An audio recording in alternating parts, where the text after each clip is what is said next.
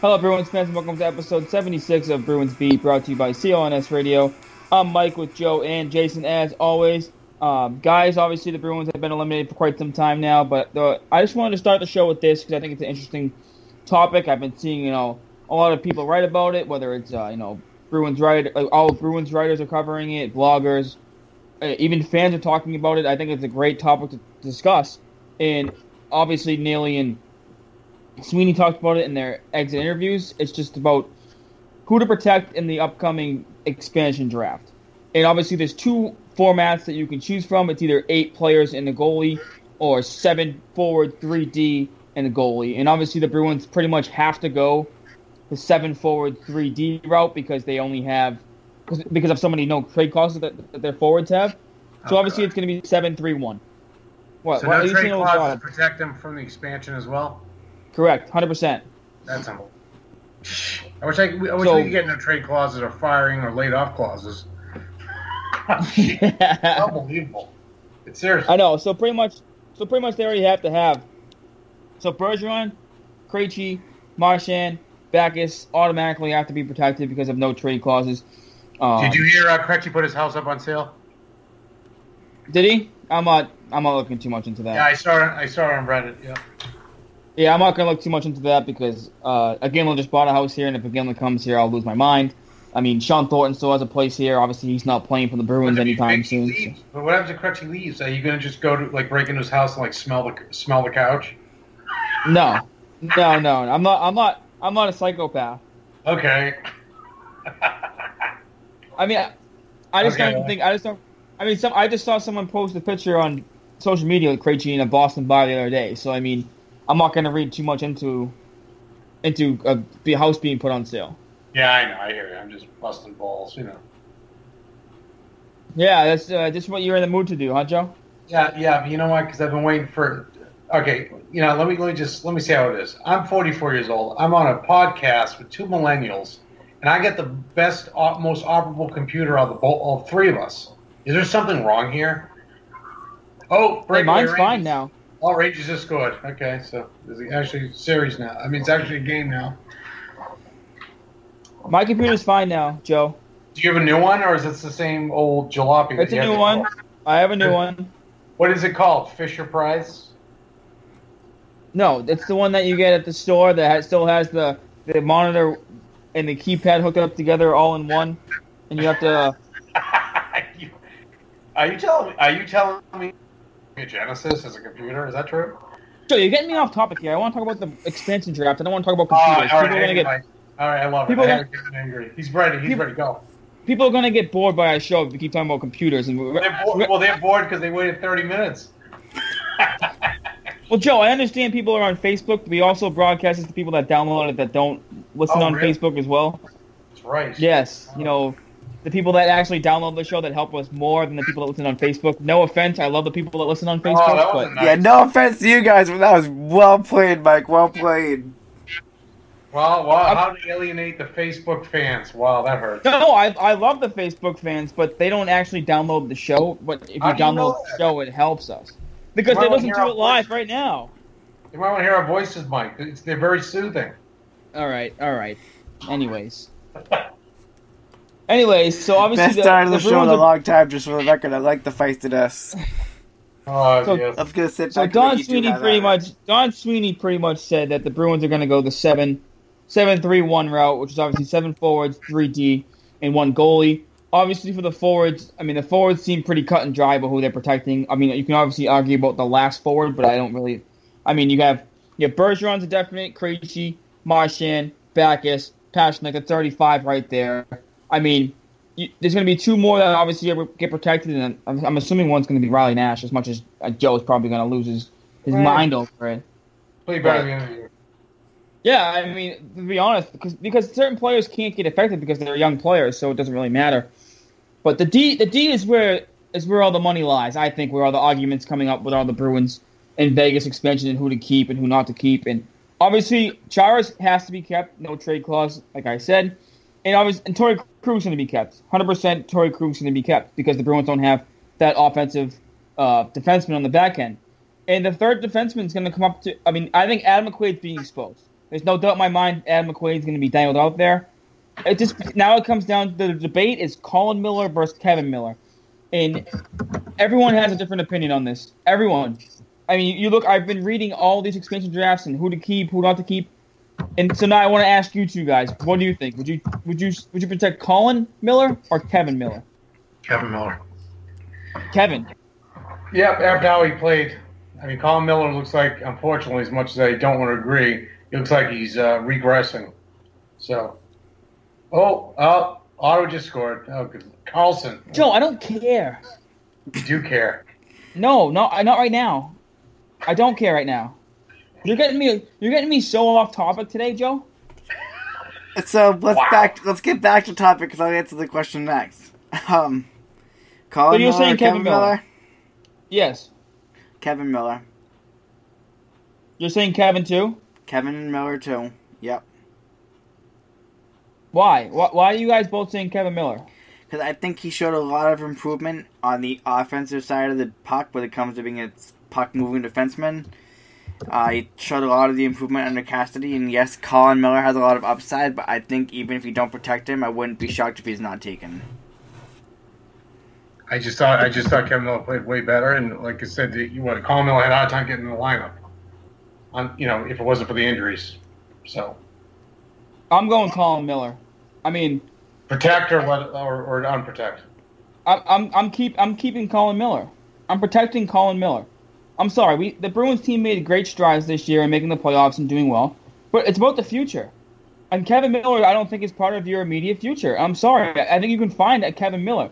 We talked about how Kevin Miller and Adam McQuaid were similar players all season long, and just because Kevin Miller had a good playoff series in Ottawa, all of a sudden everyone's talking about how Kevin Miller is the best thing since sliced bread. Why can't we get rid of Adam McQuaid instead, and then avoid all the Miller talk? Because the problem is that one of the Millers has to be not protected. I don't think they're going to take Adam McQuaid. That's the thing. So it has to be one of the Millers. Yeah, I don't know. I think they need the physicality that Kevin Miller brings because they don't have much of it. They need it. So I think you keep him. So here's my take on it, because there's a lot of weird things could play out. There's a lot of loopholes in this entire expansion draft thing, and I've been listening to Felger and Razor specifically last week. No, they couldn't do it because they still have to take a player from each team. But the possibility of the Bruins may be considering trading Ryan Spooner to Vegas in some sort of a deal. I mean, yeah, you could look at trading Ryan Spooner. Obviously, the Spooner rumors came out, but I mean, let's talk about that in a second, Jason. I just want to stick on Kevin Miller and Colin Miller right now. I just thought, who would you keep, why, and I think it's all about the future. And I think as much as I wasn't impressed with Colin Miller this year, he's still young. It takes defensemen more time to adjust to the NHL than forwards. And I thought there was some games where he showed promise. He's still young. I mean, if you leave Colin Miller exposed, I think he's going to get taken no matter what. That's my personal opinion. I would protect Colin Miller, and I would make Vegas make a choice, and if they want to take Kevin Miller or not. And even if they do take Kevin Miller, good riddance. I'm sorry. I'm not going to miss him as much. I'm really not. The Bruins have McAvoy on the right side. They have Carlo on the right side. And if Kevin Miller gets taken by Vegas, I'm not going to shed a tear. So you're saying you're okay with Kevin Miller being taken by Vegas? I mean, it's going to affect the team for in the short term, but the Bruins aren't built to win in the short term. They're not Pittsburgh. They're not Washington.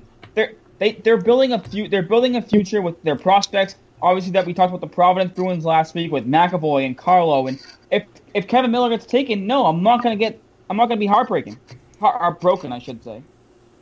Well, that's the thing. That's why I would leave Colin Miller unprotected, because I don't think that Colin Miller would be an overly major loss to the Bruins. But you think Kevin Miller would? I think the way Kevin Miller played in the playoffs, the way he stepped up, his experience with the team, he would be in truth, Mike, I don't think either of them would be a major loss. I kind of like both of them like a 50-50 coin flip. They both have their upsides, they both have their downsides. I'm picking Kevin Miller based on how many years he's been on the team. But wouldn't you want someone with a little bit more upside? I think Kevin Miller has shown that upside. I mean, yeah, I mean, he's, as we said, he's regressed. I get what you mean. But I think, I mean, then quality-wise, I think they're not too far from each other anyway, so it's not like you're going to be devastated either way, so. I mean, Kevin Miller's, he's going to be 30 years old next year. Like 30 is kind of old. Oh, jeez, what am I? Well, I meant in NHL terms. The games yes, the games become younger. He's going to be 30 next year. I think the Bruins, and see, I don't think Kevin Miller, if losing Kevin Miller is going to be the be-all, end-all. Yes, I get it. He played pretty well in the Ottawa series. I'm not taking that away from him. I do like the way he played in the series. I just don't think that you can look at this and say the Bruins are building towards the future, as we talked about on this show before, and that they're not in win-now mode, but then you keep Kevin Miller for what? Just because you want to make the playoffs next year? Or would you rather have Colin Miller, who, is a young defenseman who could blossom into something better? Kevin Miller did play very well since after Claude got fired, so it wasn't just the playoffs. Okay, yeah, he did. But, I mean, the whole team played a lot better. And I hated him. You knew I was not a fan of him at all whatsoever. But I seeing how he turned his game around, and they have any physical presence. And I know the game has changed, but you still need a guy, at least one or two guys that can hit and scrap a little bit. And they get rid of him. They got McQuaid, and that's pretty much it. McQuaid's the last anyway. Well, they're gonna have Backus too. Oh yeah, well, I like Backus. But Joe, why do you need someone that can bang? I think they need a little of that. I think in this league you still need a little bit of that. You don't need as much as you needed 10 years ago, but you still need a little bit of it. And I think they'll still have Shara McQuaid. Do you admit that he's regressed? I was not very happy with his performance last year, to say the least. I thought he was going to do a lot better, and he did. There was some games where he looked like he was the best defenseman on the ice, and then there was other games where you looked at it and you just go, "What is he doing out there?" But you know what? I mean, he got benched by two coaches. He got benched by Claude, and he also got benched by Cassidy. So that kind of tells you something. So I don't know. I mean, unfortunately, that trade would look really, really bad for Lucic. With Martin Jones and getting Colin Miller back, that would be complete bust. But I don't know. Like I said, it's kind of as Jason said, it's a 50-50 for me. I don't think they're going to be devastated either way. So, well, the defense is coming up from Providence, and you got to look at the way Providence is playing in the playoffs right now. Kevin Miller or Colin Miller, either way, you're not dealing with a major loss because there is so much upside coming up from down below, especially with the Brandon Carlo emergence. It's not a big deal to me either way. You would hope that Vegas does Boston a favor and takes one of those crappy forwards that we have over one of our defensemen, but either way, we have a lot of depth in defense in Providence. Yeah, and I understand that you have the depth in Providence, the young D are coming up, and that's why I'd rather keep Colin Miller. See what you have in the younger defensemen. Chara's not getting any younger, obviously. They have Krug in his mid-20s. They have Carlo at 20 years old. They have McAvoy's going to be in the lineup next year for the defensemen too. Ride the young guys. I'd rather the young guys play than Kevin Miller. No, I mean I got you, but I think they still want some guys with some good experience in there. That's just how they want to make the playoffs again. You know how that is. It's the money. But I totally get that. But I was just thinking on the lines of letting one of those two go, Kevin Miller or Colin Miller. Like I said, I understand one of them's going to have to go. I think because I don't see them taking any of the Bruins forwards because the Bruins forwards obviously were the worst part of the team last year. In my opinion, surprisingly. So, and I don't see them taking Bolesky. I don't see them taking Jimmy Hayes.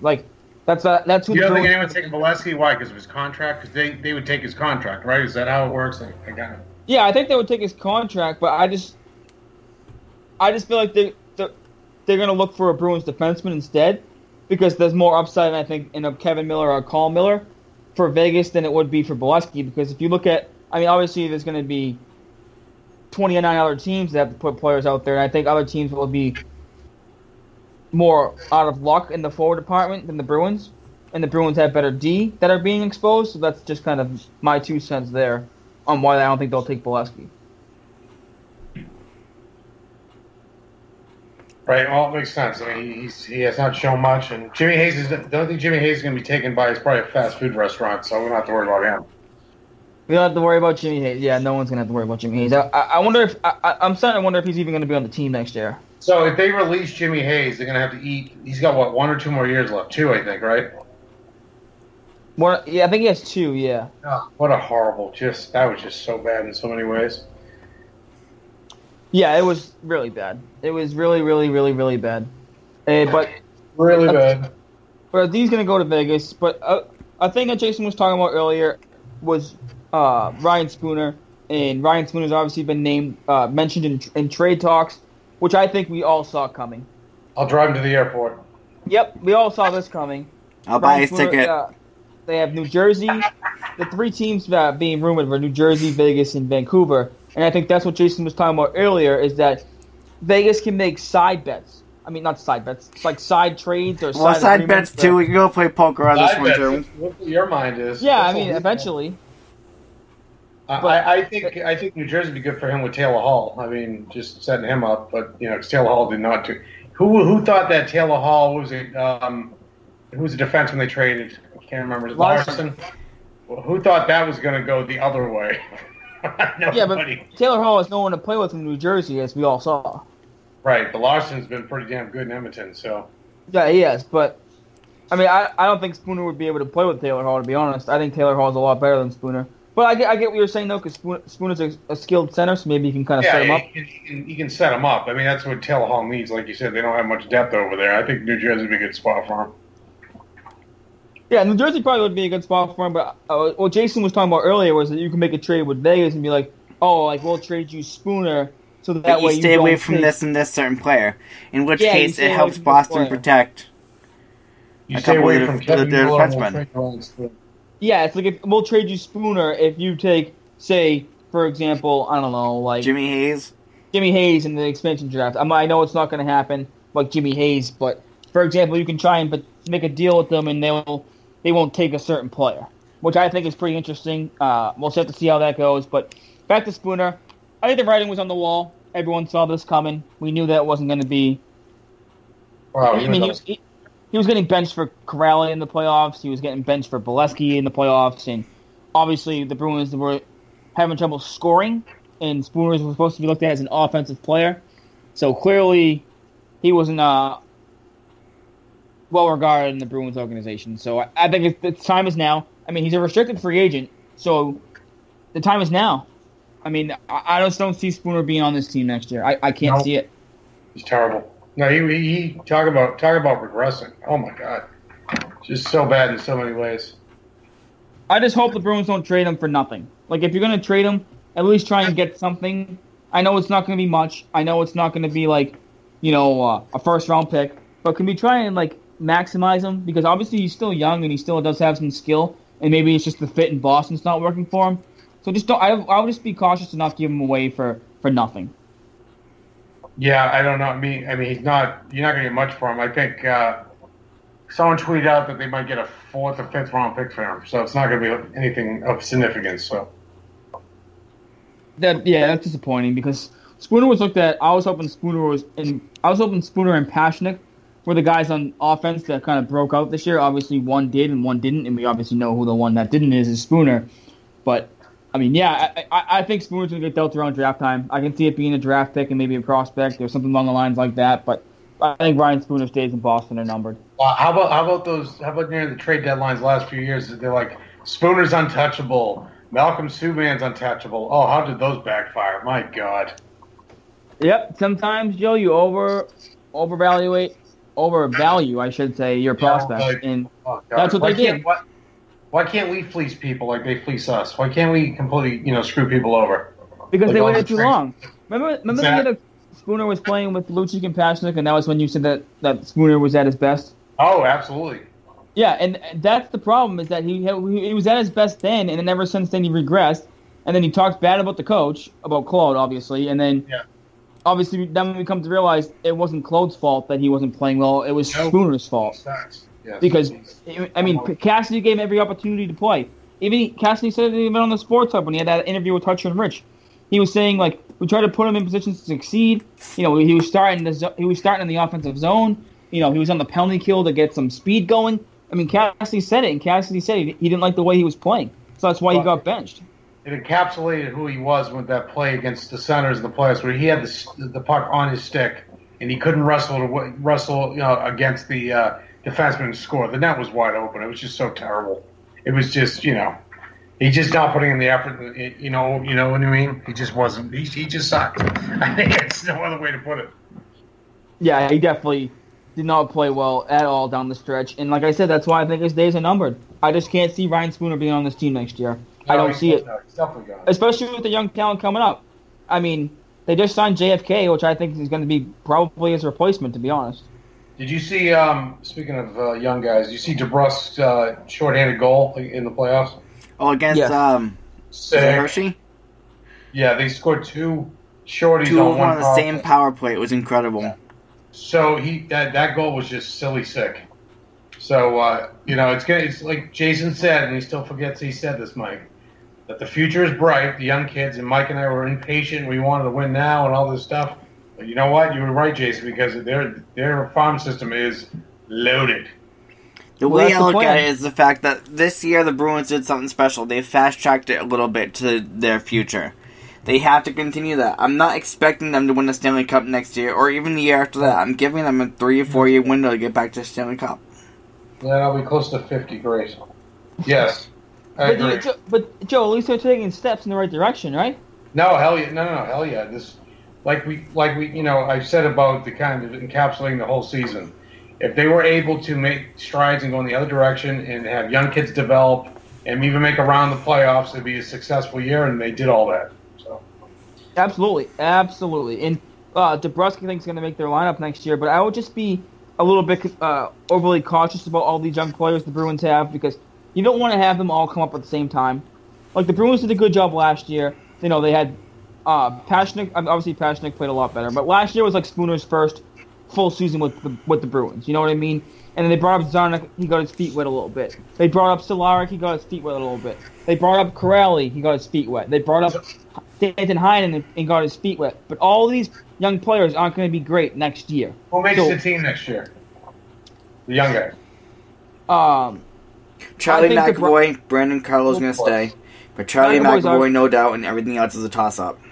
Yeah, McAvoy's a given. I think DeBrusque is going to make the team. I think this year in Providence, he's shown that he's ready to make the jump.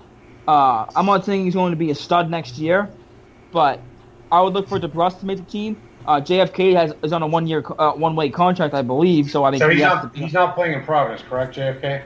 No, he's not. He has to play with the Bruins or nothing. Correct. And I think if they send him down, he has to go through waivers. Well, they said that I just saw Joe Harry. I think it was a little older, but they said pretty much. I think they told JFK in so many words, "You're going to be the third line center." So that means Ryan Spooner's pretty much gone. So. Right. So I think it's DeBrusque and JFK. I would bring Achari back for the fourth line. I think he's earned that. I liked him. He did good. He did well. So right now you have 1, 2, 3, at least 3 centers 100% there, with David Krejci still being iffy. Not saying they're going to get rid of him. What 3 centers do you say? Oh, do you want me to finish? No. What? Yeah, I'm saying what centers were you saying? Bergeron, Achari, and JFK. You got 3 centers pretty much set, with the possibility of them possibly, not saying it's going to happen, but David Krejci being on the trading block with other centers coming up in Providence. So you have good depth at center. So you said Bergeron, JFK, and Krejci? Achari. Those are set. Achari's more of a wing. Okay. He was playing wing with more Nash. Okay, so that's different. But if you're keeping Riley Nash, then you still have 3 centers set no matter what with Nash, JFK, and Bergeron. Well, I'm thinking Riley Nash should be the fourth line center with, I think, personally, Achari and KYRIE. I think that fourth line, I think that should be the fourth line. I think they earned it, not going into next year. And I think that would be a good energy line for the fourth line.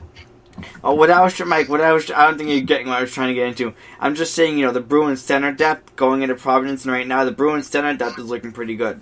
Meaning it makes David Krejci a tradable asset. I don't think the Bruins. It's not going to happen. They're not going to trade him, but it makes it that asset if he struggles at any point next year. Krejci's just not going to get traded. People just don't seem to get that Krejci's not going to get traded. And I'm not saying it, Joe. I'm not saying it, Joe, because he's my binky. I'm just saying it so because the point is the Bruins. who's the number 2 center next year if they trade Krejci? If they don't have one, He sold his house. He's leaving. they don't have a number 2 center if they trade Krejci. Also, he has a no trade clause. So what if they go to Krejci and say, "Oh, hey, we're gonna trade you to Carolina"? You think Krejci's just gonna be like, "Oh, hell yeah, send me to Carolina. I'll be there in a minute"? No, Krejci can dictate where he goes. It's not gonna happen. I don't think it's gonna happen. And also, Krejci also had 23 goals last year. People seem to forget that. He had over 20 goals. He was one of their most offensive. He was one of their best offensive players last year. If you trade Krejci, you lose his offense. But the problem with him, there's so many stretches that he was a ghost.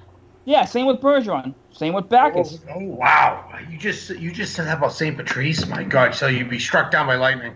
Bergeron sucked in the first half of the year. Yes, he did. 100%. Well, he had a hernia. I understand that, but Just he so still we're sucked. striking them back from lightning here. Krejci had a hit. You gave Torrey Krug the benefit of the doubt with his shoulder when he started the year, but when it comes to Krejci, everyone just forgets all about Krejci's stuff. You love the crutch. No, I just want it to be fair. People will be like, trade Krejci. Oh, Krejci sucks. But then when it comes to other players, they're like, oh, well, he was hurt.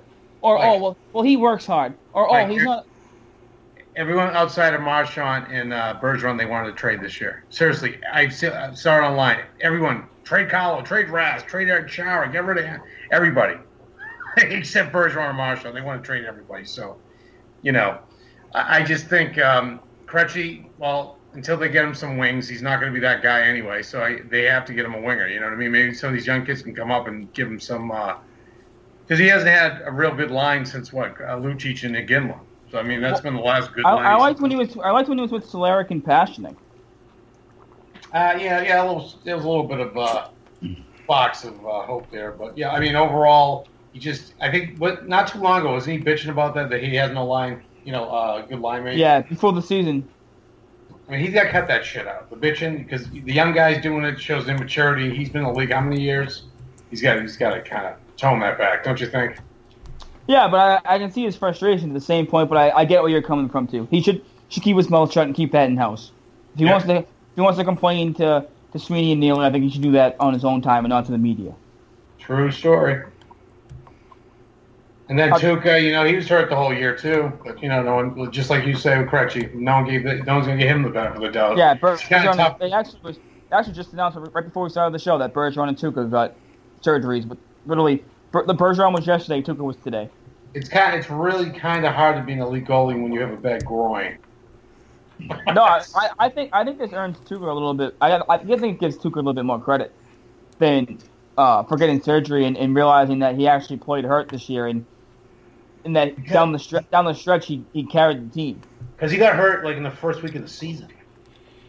Yeah, I remember that, and he was out for a little bit then, and he came back, and then obviously now he must have re-aggravated at some point. Well, he aggravated probably multitude of times, like that Islanders game. I think he probably aggravated it again. He needed a rest because they knew that if he didn't they didn't manage his injury, he was not going to be able to play in the playoffs. And as many people has anointed Anton Khudobin as the best goalie since Patrick Roy, he was not going to lead them to any wins at all. I mean, if it wasn't for Tuukka, the Bruins probably get swept. So.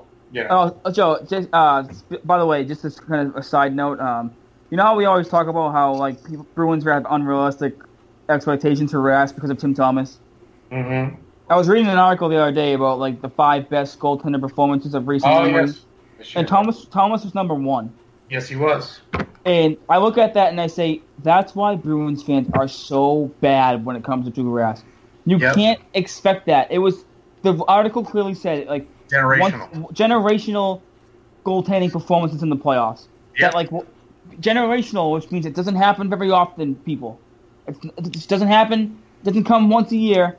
It doesn't come, once every 3 years. It's generational, and that's why the Bruins fans are like, oh, well, look what Tim Thomas did. It's like that happens once in a lifetime. It was kind of like Billy Ranford for the Edmonton in 1990, because I was 17. I remember him just after they got rid of Grant Fuhrer. Billy Ranford was young, he was unproven, he didn't do much at all, and then he stood on his effing head in that friggin' series and won it for Edmonton. So it's guys get hot. I mean, he was generational. That was a generational thing. As we spoke about before, prior to that, he only won one series. So same amount as Tuukka Rask, by the way. Yes, true story. But that's the thing. Like, and it's almost like how with Tom Brady, like I said with the Pages, whoever comes after him is going to be compared to Tom Brady forever. So, but Tom Brady won 5 and Tim Thomas won 1. So let's be realistic there. But that's just the thing. Tuukka was never going to succeed. He's never going to be good enough. He's never going to be good enough. No one after Tim Thomas, like even after Tuukka's days are done. This kid, he's no Tim Thomas. Tim Thomas. Well, they kind of do it with the backup goalies now too. It's like, Chad Johnson. Remember how good Chad Johnson was? But do people not realize how good the Bruins defense was that year? Oh, 14, they were so sick. It still pains me so bad that they didn't beat Montreal. Who won the cup that year? 14? Yeah, who won the cup that year? It was the Kings. Oh, Bruins would have smoked them too. That pisses me off. The Kings were an 8 seed, right? I think they were like expected to do good that year. Yeah, they beat the Rangers because that was the year that Chris Kreider ran Carey Price and Montreal was complaining about it. Oh, Montreal complains. Yeah. I want to get to Montreal in a little bit though. Oh, I can't wait. But I think Bergeron and Tuukka obviously are expected back before the season starts, which is great. And I think people are going to stop, getting on Rask too much and giving it he had a good year. Okay.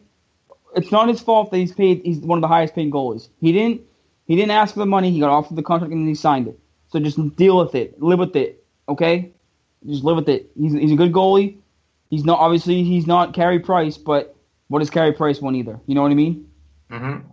So I think Tuukka playing hurt though does give him a little bit of the benefit of the doubt, especially after last year when he didn't play in the last game of the season.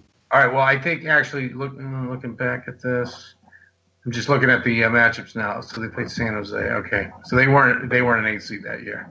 Because I know one year the Kings when they won it, they were an 8 seed. That was the first cup they won. They were the year after the Bruins won it. Wait a minute, they were an 8. Oh yeah, okay, gotcha. I'm just trying to look. It was the year after the Bruins won it. They played San Jose in the first round. Yeah, I gotcha. Yeah, and San Jose was up. I think San Jose was up 3-0, and then Kings came back and beat them. And everyone was talking about San Jose about how they were like choking dogs. Schedule results. Trying to find out what the standings were, where they were seated. But anyway, so I think the Bruins going to beat that. I still think they're going to beat the Kings. They will give them a hell of a series, but we'll never know that. So yeah, I know. Oh, sorry. I know you don't care about this game. Sorry, I'll be quiet. Yeah. Rangers scored 3-2. The one thing I do think it's one of the biggest. Hey, your boy Kreider just scored. He must have heard you. Maybe he must have heard me through all the way from Boston. It would have been nice to get him a local boy, but of course Boston College kid, but from Boston. Correct, yeah. I think one of the biggest priorities for the Bruins in the offseason is re-signing David Pastrnak. Neely came out and said he's a restricted free agent.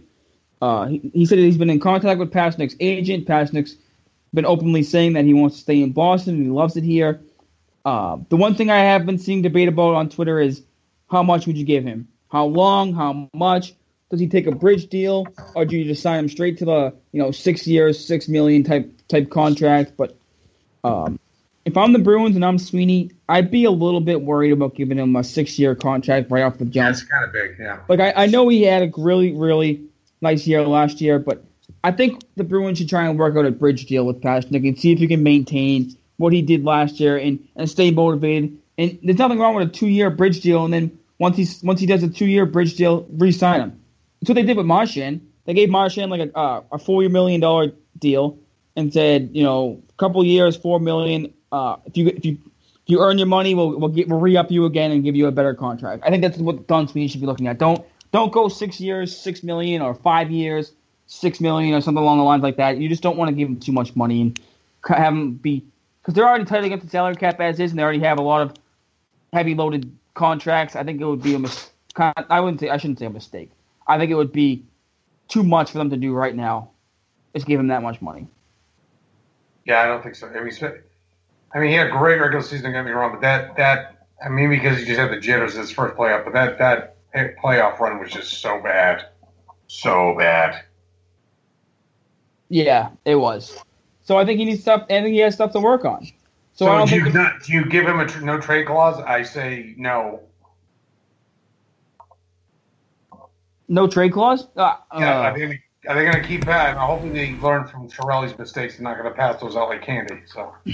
Well, if they give him a bridge deal, I wouldn't give him one. I'd make him earn it a couple. Like a bridge deal could be like a 2-year deal, kind of like what the Winnipeg Jets did with Trouba. They gave him like a 2-year, like $6.5 million deal or whatever. Mm-hmm. Make him earn it, and then after that, if he's earned it, then give him a no trade clause. But because all these NHL players want no trade clauses now because they want to dictate where they want to go. But I wouldn't do it just right now. I would make him earn it a little bit and then do it. Agreed. We're going to talk about Montreal now? You want to talk about Montreal? We can talk about Montreal. I'll tell you right now, like my whole thing with PK Subban is that even when he was with Montreal, all right, I hated him. That slap shot from the point, how many times did he terrify us with that and beat us with it? Just like in that 14, ever since like Sean Thornton scored him with the water in that series, the whole series shifted. As stupid as that may sound, I think that was part of it. When Montreal traded him, I'm like, Montreal, what a stupid mistake that was. I just said that was dumb. And it turns out it is completely dumb because now he came back from injury. He's playing really well. And then Montreal goes out in the first round. So that just tells you that he was able to stick her up their tailpipe, and I love it.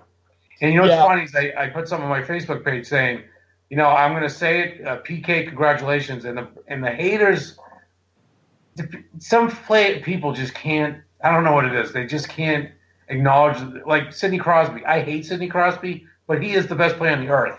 I mean, I can acknowledge that and be rational and say he's a great talent, but he's a complete, excuse my French, bitch. You know what I mean? But in same thing with Subban, he's a phenomenal talent, but I hate the laundry. He's in the Preds now. I think I respect him. And I like watching him play. So some people need to get over that whole thing. Like, oh God, I'm always going to hate him because he was a Canadian. Well, why? Because now he's no longer. So you can respect him as a talent. You know what I mean? I'm rooting so hard for PK Subban. Just to stick it right up Montreal's tailpipe about for trading him and everyone, people in Montreal were like, why'd you trade him? And they were just like, oh, he was too emotional on the ice or whatever. Well, that thing about his hospital, he didn't include them, so they felt butthurt because they didn't get the publicity. Screw them. They're so seriously, I am so happy that PK Subban's in the conference finals with Nashville. I couldn't be happier.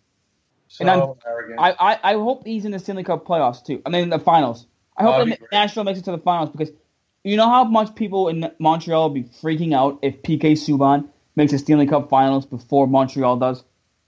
You know what's good too is that it would be glorious. Nashville's one of the few quote unquote non-hockey markets that is flourishing. So that's good to see too, and it'd be nice to have have them go far because they really care about the sport, unlike the Phoenixes of the world and the Florida Panthers and all that crap. They pack house down there. Oh yeah, oh God, they have like a live country band play during like timeouts and everything. It's kind of insane. But Peke Rene is like probably on Tim Thomas status right now. He's playing off his mind. Yeah, he's playing. Who really called great. That one? I think his name is Basin Juckley. Something like that. I feel pretty good seeing that I called that one way before it happened. If this actually does play out.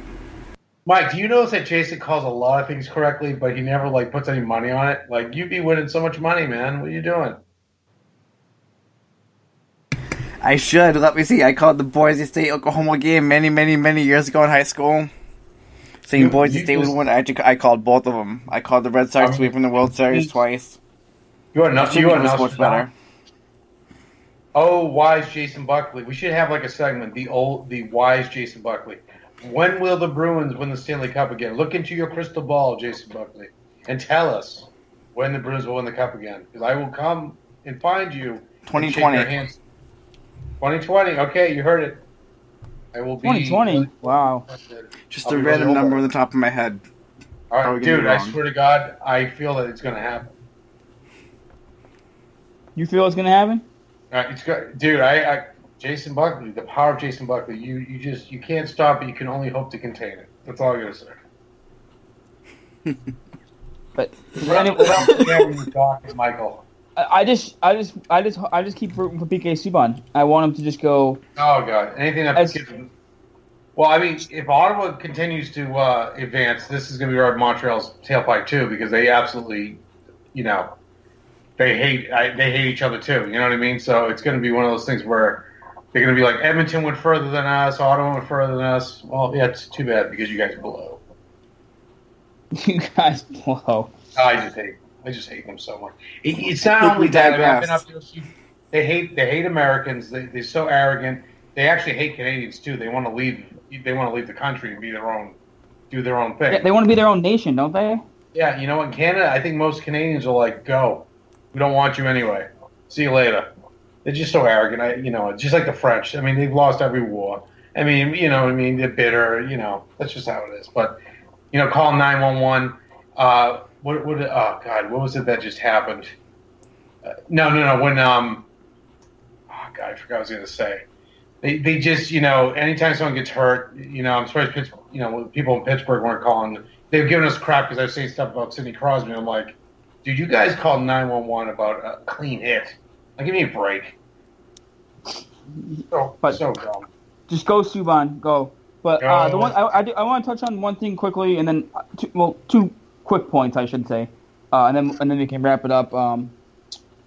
Did anyone keeping an eye on the Pittsburgh-Washington series? Pittsburgh's yes. choking. Did we talk? Did we talk last time before Sidney Crosby got hurt or not? Can't remember. Yes, we talked about that. You went on a huge rant. What are you? Are you that old that you don't remember last week? Yeah, I'll guarantee you that Washington will choke like dogs tomorrow. So you think so? Absolutely. I don't know. I've been thinking about this recently. It's been the year of the blown 3-1 leads.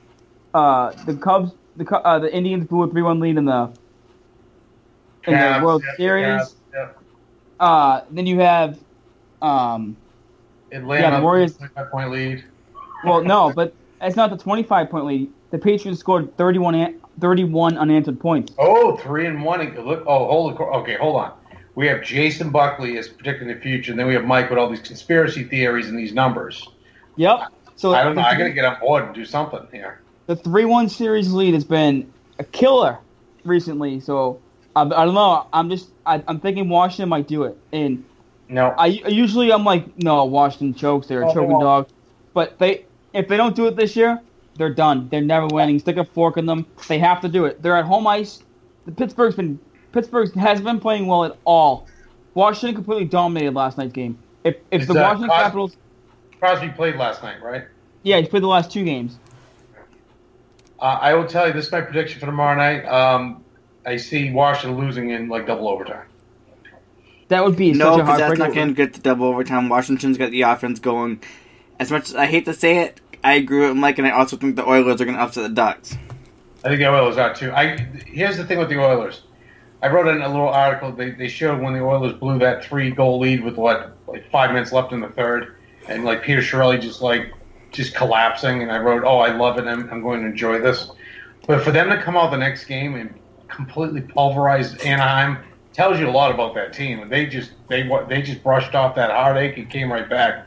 And I actually want Edmonton to advance, even though I hate Chiarelli. I don't know why I do, but Edmonton's just such a good hockey city. They deserve it. Do you know what I mean? They've been bad. They have made the playoffs since they went to the Cup against Carolina. Edmonton is a great hockey city. Absolutely. So much history with the dynasty in the 80s and 90s. Unfortunately, I remember 88 and 90, which was very painful. But they're just a good hockey city. Just like you really want Quebec City to get a team again because they were a good hockey city. Where you got Vegas. I mean, are you kidding me? Come on. Right, no, I totally hear you, but it would be good for. I think Edmonton, Nashville would be spectacular, but I think no matter who comes out of the West, Ducks or Edmonton that play Nashville will be great. Terrible. You know what's going to be terrible? Ottawa, Pittsburgh, Ottawa, Washington. I was just thinking that. I just said that to my father earlier on today. I was like, if Ottawa wins tonight, you're gonna have Ottawa in the conference finals. It's gonna be a train wreck. Well, it's just gonna be the immovable object, against the. The put you to sleep, lull you to death team. Well, I was watching a little bit of the game before the podcast, and I just noticed that Ottawa was the Rangers had the puck at the tops of the circles, and no one on Ottawa was forechecking. They were in that stupid neutral zone trap, and I go, here we go. because they had the Carlson's goal. Yeah. That was sick.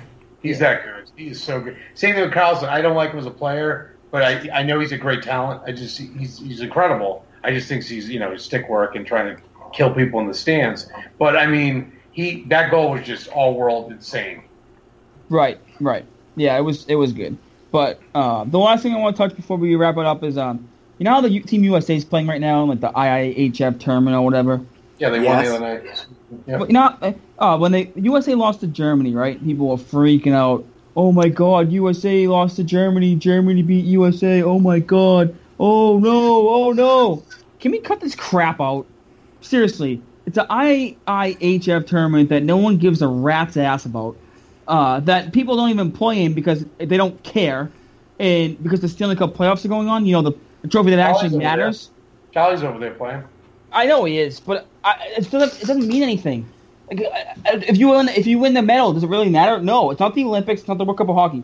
It's a stupid tournament that no one cares about. And I'm not going to get caught up in this. I've been on the rant about it last year too. It's stupid. Don't sit there and talk to me about Team USA is playing good and Team USA lost. It's not the Olympics. Not all the best players are there. Not all the best players are there. I don't care about this tournament.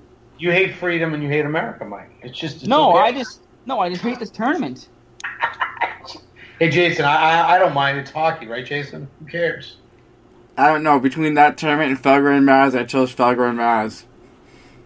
Oh, they went off on it too? No, I just chose to watch Felger and Maz and listen to them talk about the Celtics.